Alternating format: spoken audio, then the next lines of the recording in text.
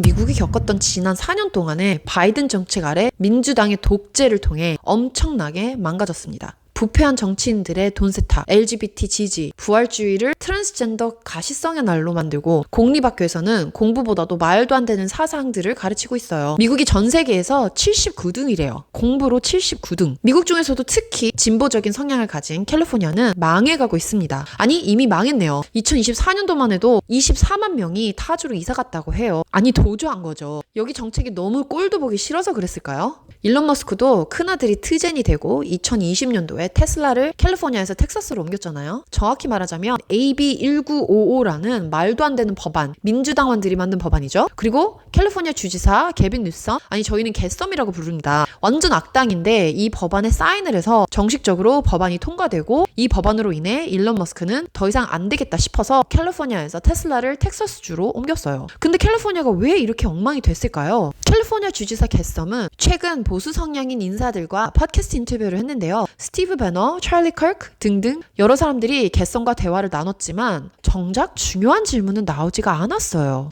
2024년 캘리포니아는 760억 불의 빚으로 새해를 시작했습니다. 주 정부는 이미 돈이 바닥이 났고 심각한 재정 위기에 처해 있습니다. 그런데 인터뷰하는 팟캐스트에서 이런 문제 대신 트랜스젠더 선수 문제 이런 것 같은 상대적으로 훨씬 덜 중요한 이야기들을 인터뷰에서 나눴더라고요. 개썸 주지사님, 캘리포니아가 이렇게 망가진 이유는 무엇일까요? 라고 이렇게 물어봐야 되지 않았을까요? 개썸은 1000에서 2000억 불 투입한 고속철도 사업을 진행했지만 이 프로젝트는 거의 실패한 상태입니다. 캘리포니아 북부 클라머스 강에 있는 4개의 댐을 폭파했습니다. 얼마 전에 LA 근처 불나서 몇 에이커의 집들이 다 타서 날아가 버렸잖아요. 그리고 보험 들었던 사람들도 갑자기 보험회사에서 이유도 없이 그냥 잘라버리고 도와주지 않고 말도 안 되는 일이 일어나지 않았습니까? 캘리포니아는 가뭄이 심한 지역이에요. 그래서 저수지를 만들어 물을 저장해야 되는데 주정부는 오히려 댐을 없애버렸어요. 미리 이런 일이 일어날 걸 알았던 것처럼 일부러 집을 다 날려버리고 아시는 분들은 아시겠지만 스마트시티가 그 자리에 만들어질 거라는 소문도 있죠? 또 로스 바니오스 그란데스, 사이스 레저보어, 그리고 템퍼런스 플랫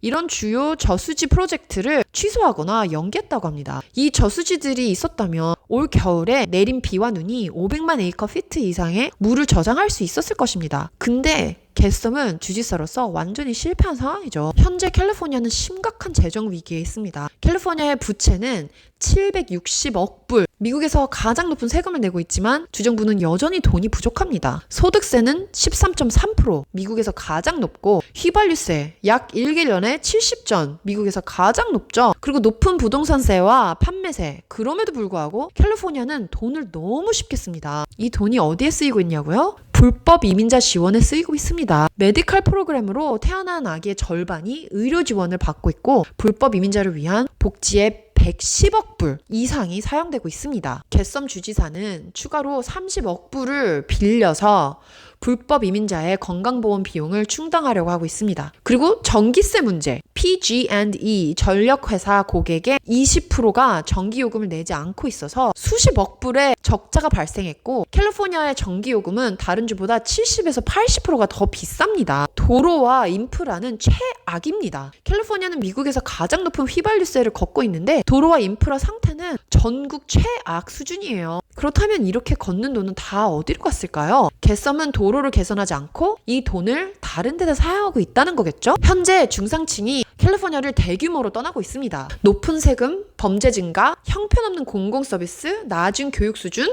50주 중에 캘리포니아가 40등이랍니다. 40등. 말이 됩니까? 한때 캘리포니아 경제를 떠받쳤던 중상층과 기업가들이 1000만에서 1500만 명이 캘리포니아를 떠났다고 합니다. 더해서 불법 이민자들이 유입되고 있습니다. 캘리포니아에는 미국에서 가장 많은 불법 이민자가 거주하고 있죠. 그런데 정부는 불체들을 돕기 위한 뚜렷한 계획이 없어요. 현재 미국 공공복지 수급자의 3분의 1이 캘리포니아에서 살고 있습니다. 주 인구의 20%가 빈곤선 이하에서 생활하고 있습니다. 제가 20대 때 다운타운 LA 쪽에서 직장을 다녔었는데 현재 무서워서 단타 가지도 못하는 상황이고 LA 쪽에 사시던 분들이 제가 살고 있는 OC 쪽으로 이사를 많이 오고 있습니다. 현재 극단적인 경제 불균형이 있죠. 캘리포니아는 실리콘밸리 덕분에 유지되고 있어요. 상위 1%가 전체 세금의 50%를 부담하는 구조예요. 결국 극소수의 부자들과 빈곤층만 남고 중상층들은 떠나고 있습니다. 캘리포니아의 미래는 암울합니다. 캘리포니아는 한때 미국에서 가장 변형한 주였습니다. 근데 이제 높은 세금, 부채 증가, 범죄 증가, 열악한 공공 서비스 때문에 무너지고 있어요. 그럼에도 불구하고 겟섬 주지사는 이 문제를 해결할 의지도 능력도 없어 보입니다. 만약 이런 상황이 계속된다면 10년 후 캘리포니아는 완전히 붕괴될 거예요. 우리는 제3세계 국가 수준으로 전락할 거란 말이에요. 이게 캘리포니아의 현실입니다. 겟섬은 주의 문제를 해결하지도 못하고 있고 결국 주민들만 고통받고 있습니다. 한국도 이렇게 캘리포니아가 갔던 길을 똑같이 따라가고 있습니다. 여러분,